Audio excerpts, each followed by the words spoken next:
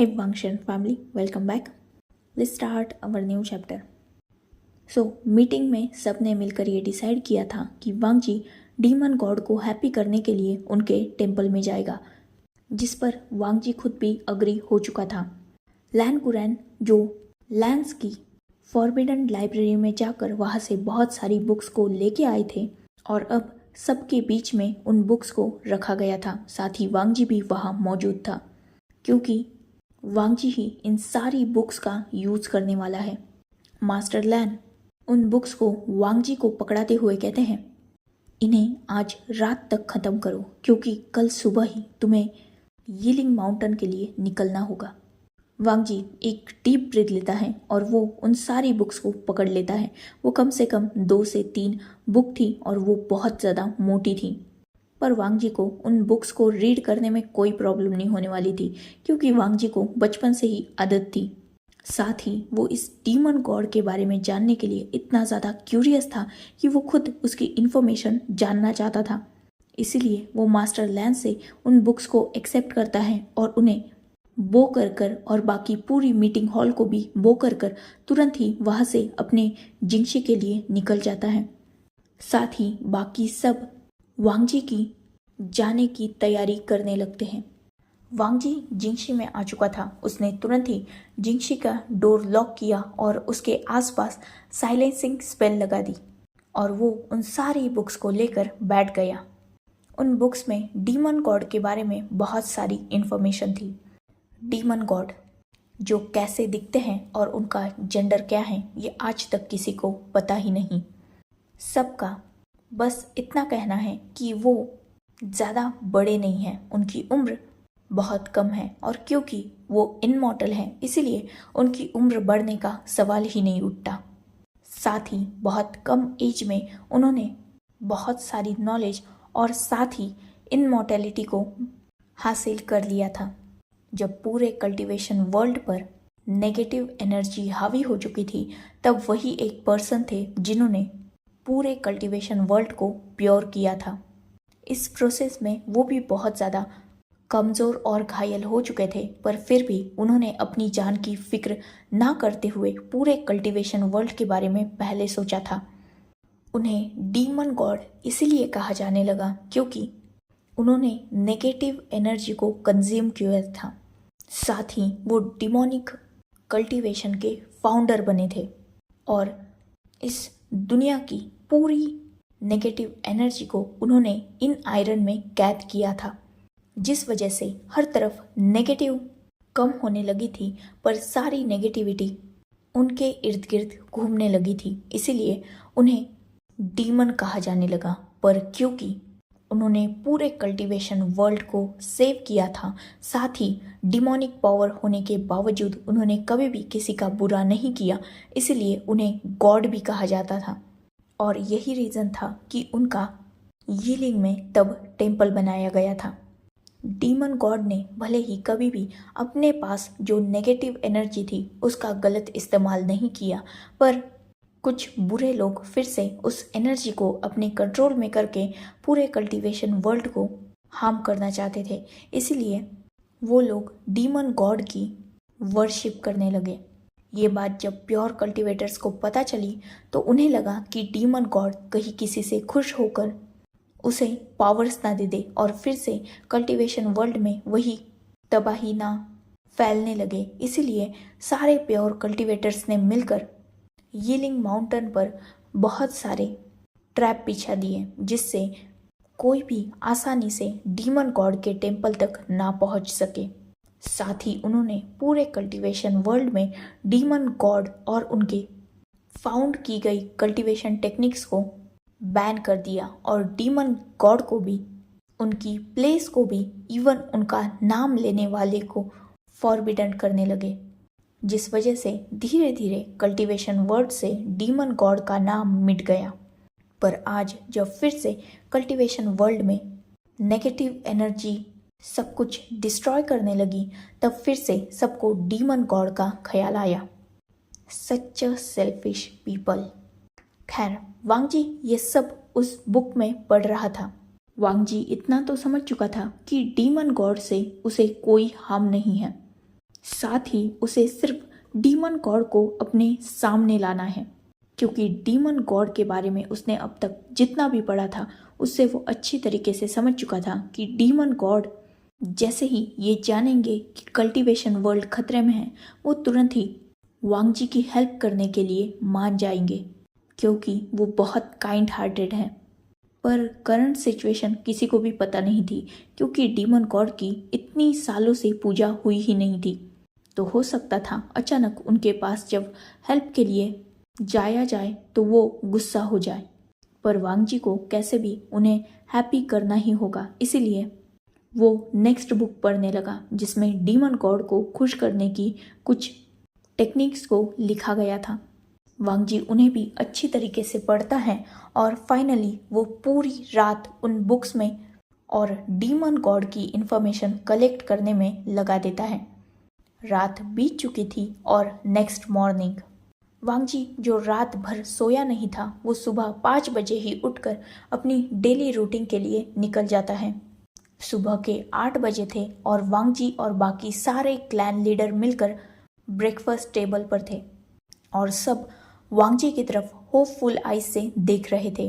वांग जी सबको समझ सकता था, इसीलिए वो सबको ये अश्योर करता है कि उसने सारी बुक्स को अच्छी तरीके से रीड कर लिया है और वो डीमन गॉड को खुश करके ही आएगा। ये जानकर सब खुश हो चुके थे और फाइनली वांग जी निकलने के लिए रेडी था। सब लोग उसे अपनी ब्लेसिंग्स देते हैं और फाइनली वांग जी वहाँ से अपनी सॉर्ड पर यीलिंग माउंटेन के लिए निकल चुका था। वांग जी जो जानता था कि वो सीधा यीलिंग माउंटेन पर लैंड नहीं कर सकता, इसीलिए वो यीलिंग माउंटेन से थोड़ा दूरी पर ही अपनी सॉर्ड से नीचे उतर जाता है और वो यीलिंग माउंटेन पर चढ़ने लगता है। जैसे ही उसने यीलिंग माउंटेन पर अपना फर्स्ट स्टेप रखा था, वो यहाँ बहुत ज़्यादा डार्क और नेगेटिव एनर्जी फील कर सकता था। वो एक प्योर कल्टीवेटर था, इसीलिए उसे इस एनर्जी से थोड़ी प्रॉब्लम हो रही थी। पर वांग जी जैसे तैसे करके अपने आप को संभालता है और खुद को रुकने नहीं देता। वो धीरे धीरे यीलिंग माउंटेन पर ऊपर की तरफ जा रहा था। वो देखता है कि ये यीलिंग माउंटेन पूरी तरीके से वीरान है। सूखे हुए पेड़ और काला घना आसमान, सच में ये नज़ारा बहुत ज़्यादा हॉरिफाइड है। वांग जी जो ऊपर चढ़ रहा था, वो कुछ देर बाद ही अपने सामने बहुत सारे कंकाल देखता है। शायद यीलिंग माउंटेन पर बहुत सारे लोगों ने चढ़ने की कोशिश की है, पर किसी ने इन्हें बहुत बुरी तरीके से मार दिया है।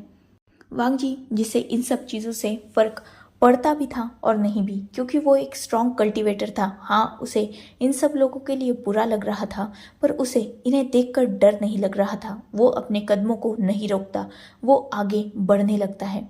सूखे पेड़ों को और बाद में ह्यूमन स्केलेटन से गुजरते हुए वांग जी यीलिंग माउंटेन के और ऊपर चढ़ता है। तब वो अपने सामने बहुत ज़्यादा धुंध पाता है। वो फॉग इतना ज़्यादा था कि वांग जी को अपने सामने कुछ भी नज़र नहीं आ रहा था। वांग जी अपनी सॉर्ड हाथ में स्ट्रांगली पकड़ता है और वो आगे बढ़ने लगता है। वांग जी जैसे जैसे आगे जा रहा था, वो धुंध और भी ज़्यादा बढ़ रही थी। साथ ही वांग जी को कुछ आवाज़ें सुनाई दे रही थी, पर उसे आसपास कुछ भी दिखाई नहीं दे रहा था। इवन वांग जी ने जब अपने हाथ में पकड़ी सॉर्ड को अपने सामने किया तो उसे वो सॉर्ड तक नज़र नहीं आ रही थी, इतना वहाँ फॉग था। वांग जी समझ चुका था कि ये एक ट्रैप है और उसे जो आवाज़ें सुनाई दे रही है वो उनके लव्ड वन की है। मतलब ये सारी आवाज़ें उसे मैनिपुलेट कर रही है। ये जस्ट हेलुसिनेशन है। वांग जी को अपने चारों तरफ से अपने घर वालों की आवाज़ें सुनाई दे रही थी, जो उसे हेल्प के लिए पुकार रही थी। वो आवाज़ें इतनी रियलिस्टिक लग रही थी कि वांग जी भी एक पल के लिए धोखा खा चुका था, पर वो एक स्ट्रॉन्ग कल्टीवेटर था, साथ ही वो बहुत ज़्यादा फोकस्ड था, इसीलिए इस ट्रैप से भी वो निकल जाता है और आगे बढ़ने लगता है। वो अभी उस फॉग से ठीक से निकला भी नहीं था कि अचानक उस पर कोई अटैक कर देता है। वांगजी तुरंत ही अपने बीचेन से उस अटैक को ब्लॉक कर देता है और सामने देखता है। सामने बहुत सारे घोस्ट थे जो वांगजी पर अटैक कर रहे थे। वांगजी उन सारे घोस्ट से बहुत स्ट्रांगली फाइट करता है। हाँ, उसे थोड़ी परेशानी हो रही थी, पर जैसे तैसे करके वो उन सारे घोस्ट को निपटा कर और आगे बढ़ता है। तब जाकर कहीं उसे एक अबेंडेंड बिल्डिंग नजर आती है। वांगजी जो उस प्लेस की तरफ बढ़ रहा था, पर वो महसूस करता है कि जैसा दिख रहा है वैसा है नहीं, क्योंकि जैसे जैसे वो उस प्लेस के पास पहुंच रहा था वैसे वैसे उसे लग रहा था कि वो प्लेस उससे दूर जा रही है। वांगजी समझ चुका था कि ये भी कोई ट्रैप है और वो फिर से हेलुसिनेट कर रहा है। साथ ही वांगजी के आसपास अब तक जो नेगेटिव एनर्जी थी वो थोड़ी कम थी, मतलब वांगजी उसे सह सकता था, पर अभी ये नेगेटिव एनर्जी और भी ज़्यादा बढ़ने लगी थी। वांगजी समझ चुका था कि वो अपने मंजिल के बहुत ज़्यादा करीब है, इसीलिए यहाँ और भी ज़्यादा स्ट्रॉन्ग ट्रैप बिछाए गए हैं। पर फिर भी वो खुद को काम डाउन करता है। वो समझ सकता था कि उसकी स्पिरिचुअल एनर्जी ड्रॉप हो रही है, इसीलिए वांगजी आगे बढ़ने का रिस्क ना लेते हुए तुरंत लोटस पोजीशन में बैठ जाता है और वहाँ मेडिटेट करने लगता है। वो अपने मन को पूरा शांत कर चुका था और अब उसे वो नेगेटिव एनर्जी भी ज़्यादा फील नहीं हो रही थी। करीबन 3 से 4 घंटे के मेडिटेशन के बाद वांगजी जब अपनी आईज ओपन करता है तब वो टोटली शॉक हो चुका था, क्योंकि उसके सामने वही टेम्पल था जो पूरी तरीके से मेस्ड अप था। ऑब्वियसली वो बहुत पुराना था, तो बहुत सारे पत्थर गिर चुके थे। साथ ही वो बिल्कुल किसी हॉरर मूवी की सेट की तरह लग रहा था। बड़े बड़े पेड़ों ने उस टेम्पल को पूरा कवर करके रखा था और उस टेम्पल के एंट्रेंस को बहुत सारे पत्थरों से ब्लॉक कर दिया गया था। वांगजी अपनी सॉर्ड निकालता है और उससे उन सारे पत्थरों को जैसे तैसे करके हटाता है और फाइनली उस टेम्पल का एंट्रेंस खुल चुका था। वांगजी एक डीप ब्रीथ लेता है। वो एक तालिस्मान जलाता है, क्योंकि यहाँ बहुत ज़्यादा अंधेरा था।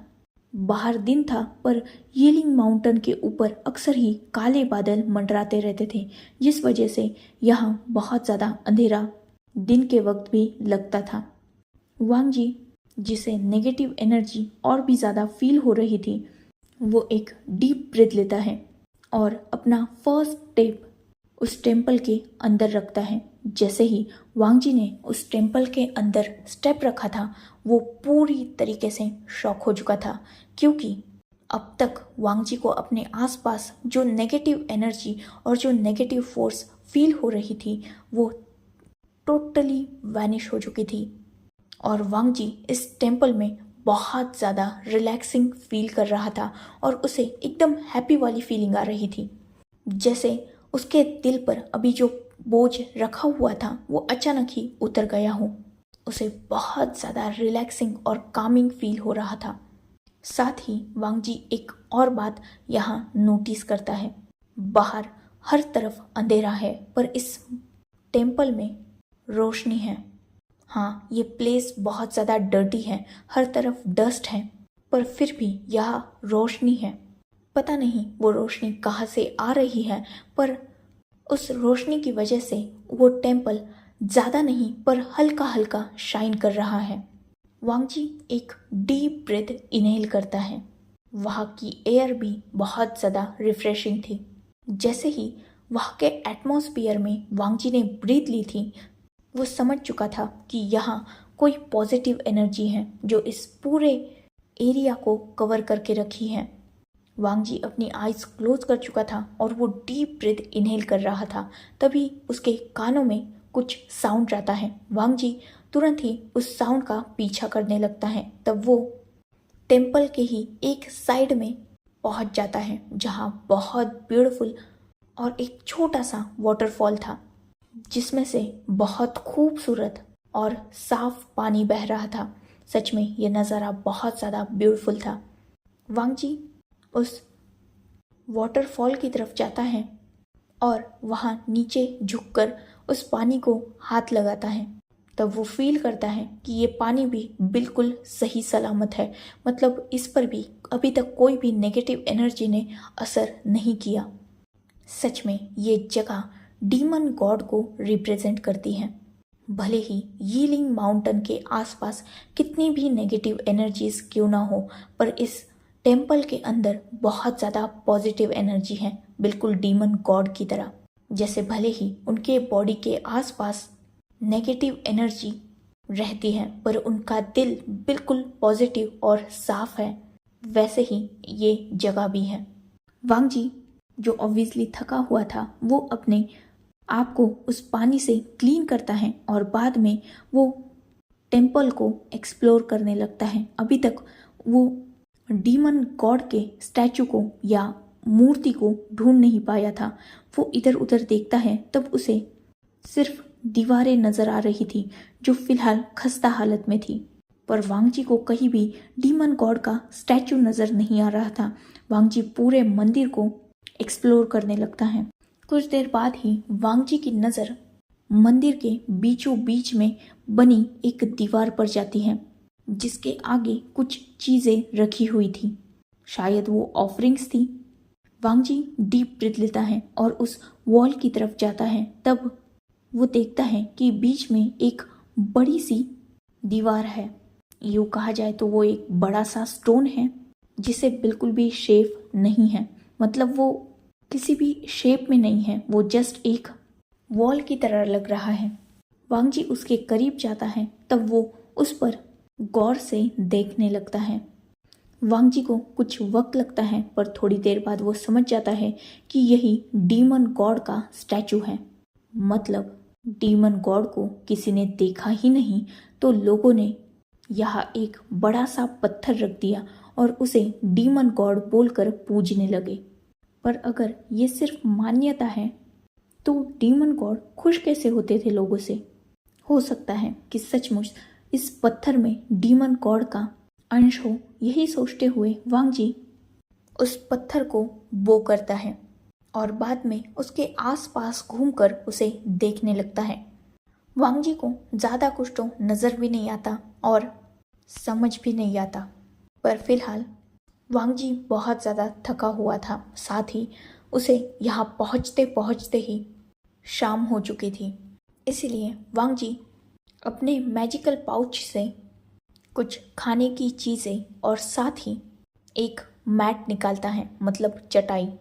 वांग जी उसे ज़मीन पर बिछा देता है उसी स्टैचू के सामने और उस पर बैठ जाता है। वो जो खाना लाया था उसमें से कुछ खाना डीमन गॉड के सामने रख देता है और बाकी खाना वो खुद खाने लगता है। खाना होने के बाद वो कुछ देर तक मेडिटेशन करता है और बाद में उसी मैट पर सो जाता है, क्योंकि कल से उसे डीमन गॉड की वर्शिप स्टार्ट करनी थी।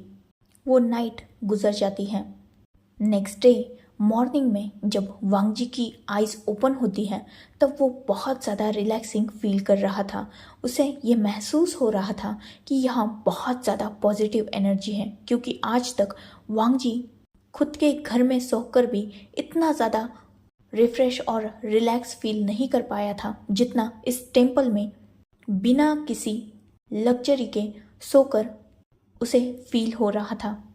उसे लगा था नाइट में सोते हुए कि जब वो नेक्स्ट मॉर्निंग उठेगा तब उसे बहुत ज़्यादा पेन होगा अपनी बॉडी में, क्योंकि ऑब्वियसली वांग जी के जिंगशी में उसका बेड था और हमेशा जो पर्सन बेड पर सोता है वो अचानक नीचे सो जाए तो उसे अपनी बॉडी में वो अकड़न फील होती है, पर वांग जी के साथ ऐसा कुछ नहीं हुआ।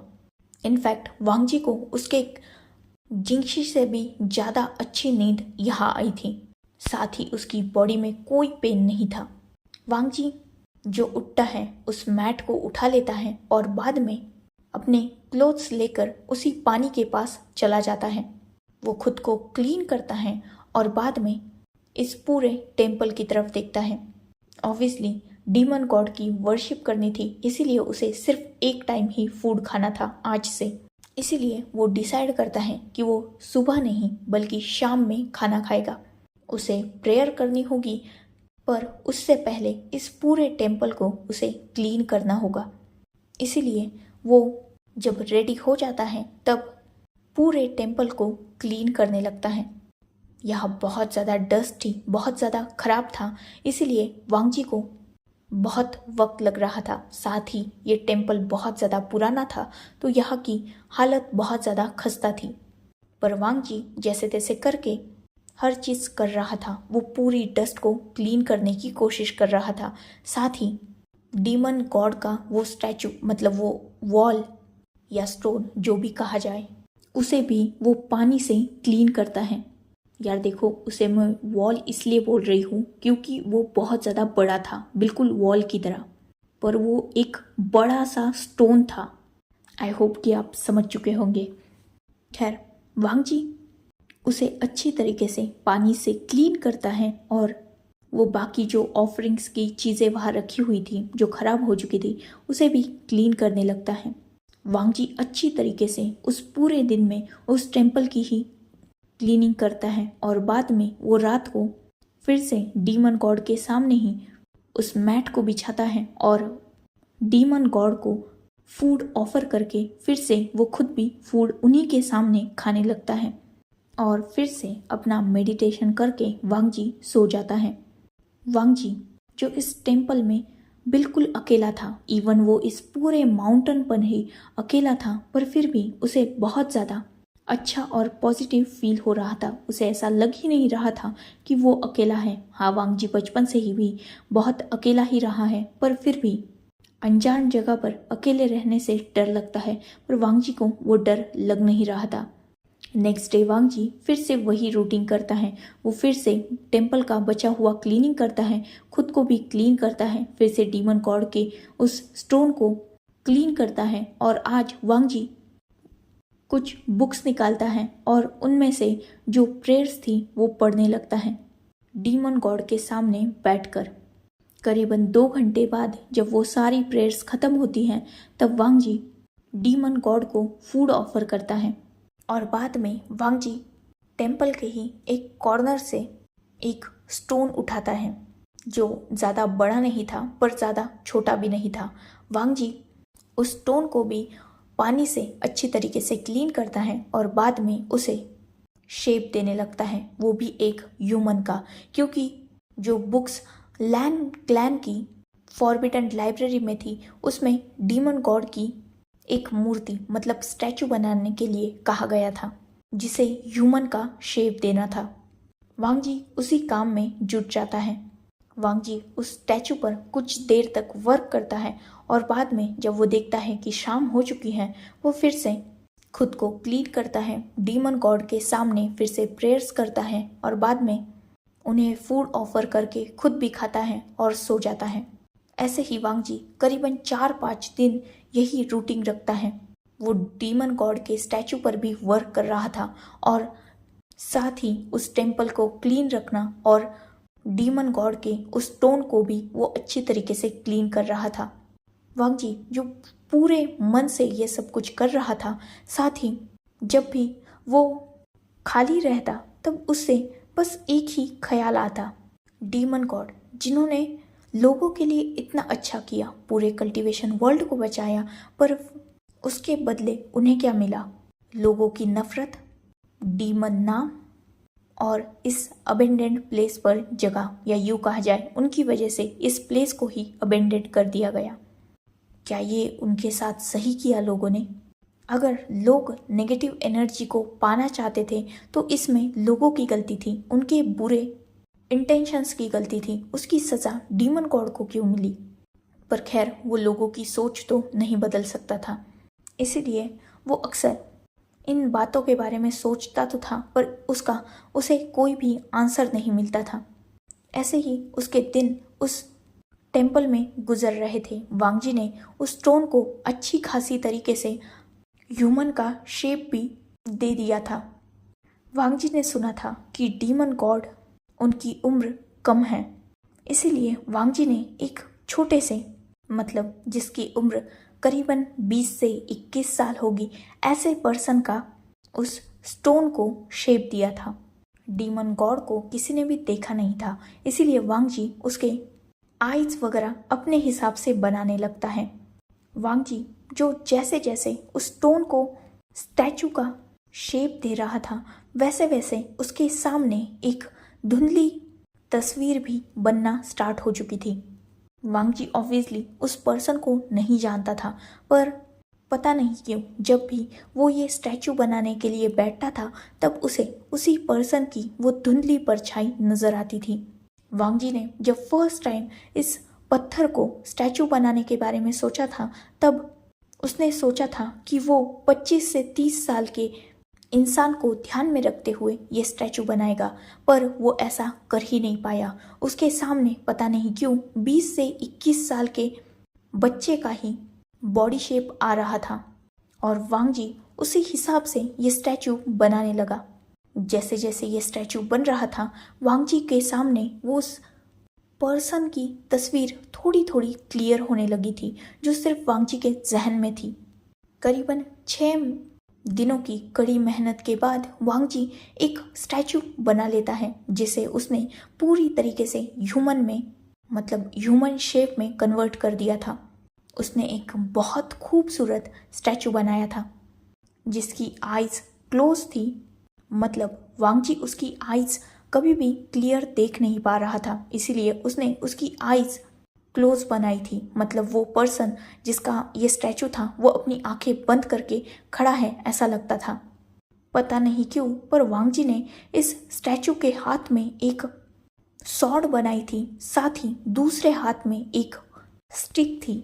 अब वो स्टिक क्यों थी ये बात तो वांग जी को भी नहीं पता, पर जैसे ही वो ये स्टैचू बनाने बैठता था तब उसके जहन में जो पर्सन आता था उसके हाथ में भी एक सॉर्ड होती थी और दूसरे हाथ में कुछ होता था स्टिक जैसा, जिसे वांग जी आज तक क्लियर देख नहीं पाया। इसलिए उसने इस स्टैचू के हाथ में भी जस्ट स्टिक बना दी।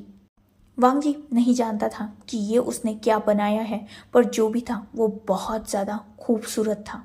जैसा कि उन बुक्स में लिखा हुआ था, स्टैचू कंप्लीट होने के बाद वांग जी को उस स्टैचू को उस बड़े से स्टोन के सामने रखना था और उसे डीमन गॉड का अंश समझकर उन दोनों को भी पूजना था, मतलब उस बड़े से स्टोन को भी और इस छोटी सी मूर्ति को भी जो वांग जी ने बनाई थी।